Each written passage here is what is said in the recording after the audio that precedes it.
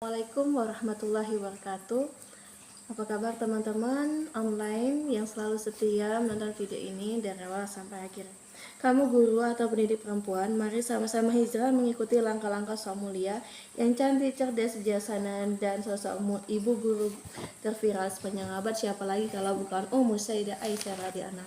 Semoga dengan kita meneladani beliau dan terus menjadi fansnya, semoga Allah semoga nanti di akhirnya Rasulullah SAW memberikan syafaatnya kita di akhir yaumil akhir. Amin amin rabbal alamin. Baik teman-teman, di tanggal 17 September 2025 ini, kali ini aku mau bahas tentang sama-sama kita bahas tentang konsep rezeki dalam Islam atau rezeki tak pernah tertukar. Konsep rezeki dalam Islam adalah rezeki adalah segala sesuatu yang diberikan oleh Allah Subhanahu wa taala kepada makhluknya untuk kelangsungan hidup. Konsep ini sangat luas, tidak hanya mencakup harta benda, tetapi juga kesehatan, ilmu pengetahuan, keluarga yang harmonis, dengan ketenangan jiwa. Allah Subhanahu wa taala adalah Ar-Razzaq, Maha Pemberi rezeki. Masya Allah, tabarakallah, semoga kita diberi rezeki yang kita inginkan, dan Allah memberikan langkah untuk kami yang sudah 5 tahun belum memberi keturunan. Semoga Allah memberikan kami rezeki keturunan. Amin amin amin amin. Semoga berketurunan ya Allah. Dan teman-teman online mohon doakan juga rezeki tak pernah tertukar. Rezeki tak pernah tertukar teman-teman. Artinya setiap makhluk sudah ditetapkan rezekinya oleh Allah Subhanahu wa taala. Ini adalah bagian ketetapan Allah yang tidak dapat diubah oleh siapa ini. Mari sama-sama kita diskusi teman-teman. Yang pertama, sudah ditentukan sejak lahir.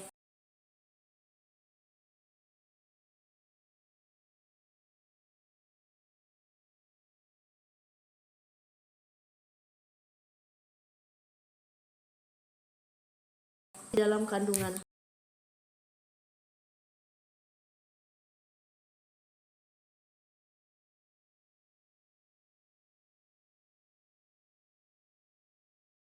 Semoga kita menjadi umi yang bisa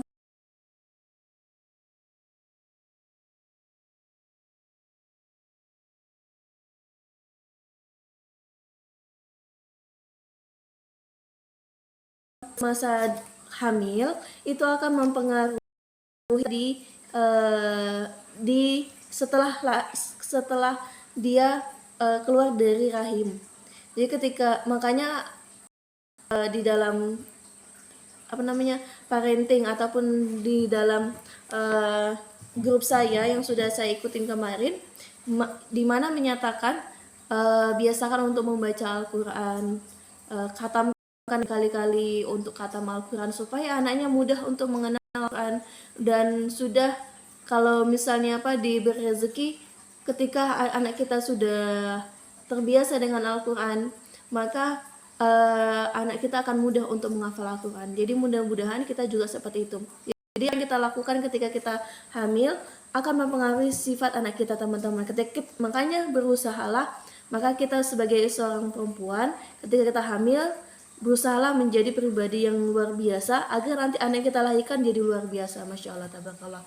Mungkin itu yang bisa kita sama-sama pelajarin teman-teman sebagai seorang perempuan. Yang kedua, jaminan dari Allah Subhanahu wa taala. Allah Subhanahu wa taala menjamin rezeki untuk setiap makhluknya. Ini berarti tidak ada satupun makhluk di bumi yang luput dari perhatian dan rezekinya. Sebagai contoh, seorang burung yang keluar dari sarangnya di pagi hari dalam keadaan lapar akan kembali di sore hari dalam keadaan kenyang. Hal ini menunjukkan bahwa Allah telah menjamin rezeki untuknya. Sama dengan orang tua zaman dulu bilang, banyak anak banyak rezeki. Itulah jaminan dari Allah Subhanahu wa taala. Sudah orang tua dulu, orang tua kita selalu bilang banyak anak banyak rezeki, banyak anak banyak rezeki, karena rezeki itu udah dijamin sama Allah Subhanahu wa taala. Yang selanjutnya, yang ketiga teman-teman, ikhtiar dan tawakal.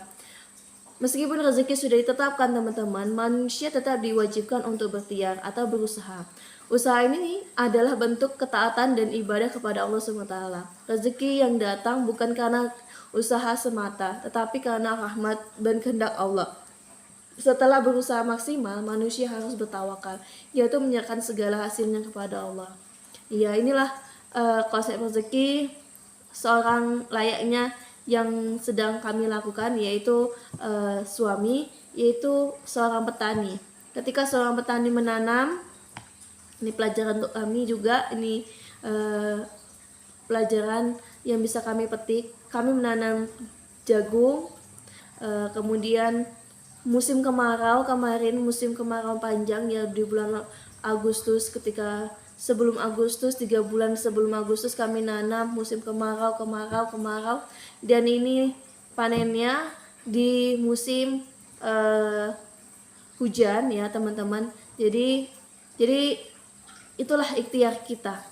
Jadi berusaha bagaimana berusaha bertiar. Nah, makanya pajak dari pertanian itu tinggi karena kita mengharapkan ridho Allah Subhanahu wa taala. Kita nanam, kita berusaha bertiar, bagaimana dikasih pupuknya, dikasih perawatannya supaya bisa berbuah.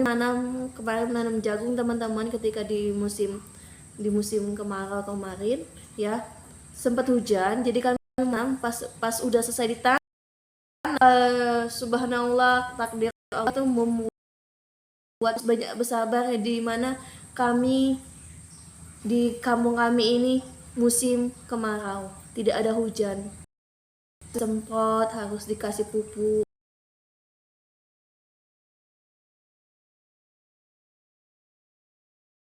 Setelah tadi panen,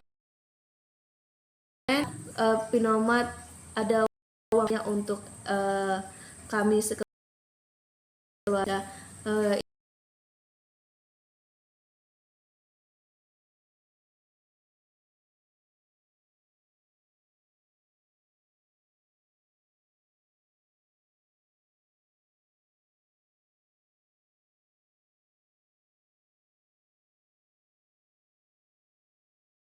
Itulah apa yang kita lakukan dengan maksiat.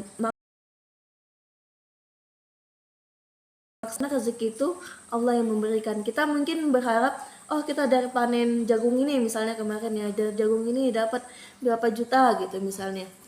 Rupanya Allah memberikan jalan, jagungnya nggak maksimal ataupun gimana, alhasil kita disuruh bersabar di posisi di situ, dan mungkin Allah memberi jalan yang lain, rezeki yang lain. Seperti itulah yang sering kami rasakan. Kami tetap selalu berusaha maksimal dalam segala sesuatu melakukannya, dan Allah akan membayar di tempat yang lain, walaupun di tempat yang udah kita maksimalin itu tidak diberikan, di tempat yang lain diberikan. Jadi rezeki Allah itu banyak caranya dan sangat unik. Jadi teman-teman tetap ikhtiar dan tawakal, walaupun rezeki sudah diberi sama Allah, sudah dikasih sama Allah. Kita sebagai seorang hamba diwajibkan untuk ikhtiar, teman-teman.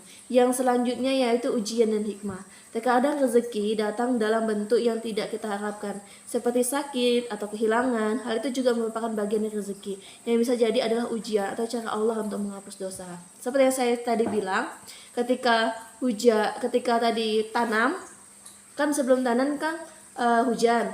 Sudah tanam, kita minta Allah, ya Allah banyakkan hujan supaya engkau tumbuhkan dan jagungnya itu luar biasa cantik. Kemudian diberi sama Allah dengan ujian kemarau panjang. Jadi disitulah kita sebagai ikhtiar dan tawakalnya untuk memberi pupuk, mengecor gitu teman-teman. Itu ada hikmahnya, sebagaimana kita berusaha menjadi pribadi yang lebih baik lagi ya.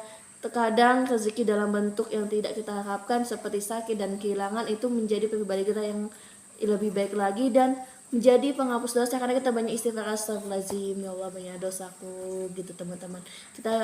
Ketika kita mendapatkan rezeki yang luar biasa, kita mengucapkan alhamdulillah.